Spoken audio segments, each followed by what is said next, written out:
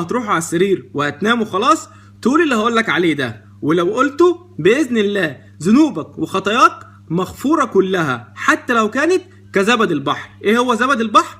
هو ده زبد البحر.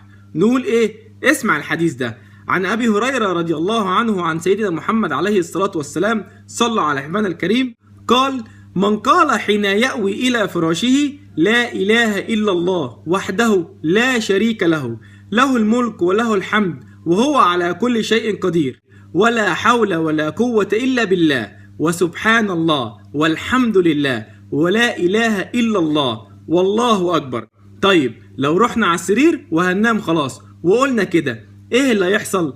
قال سيدنا محمد عليه الصلاة والسلام، عليه أفضل الصلاة والسلام: غفرت له ذنوبه أو خطاياه حتى لو كانت مثل زبد البحر.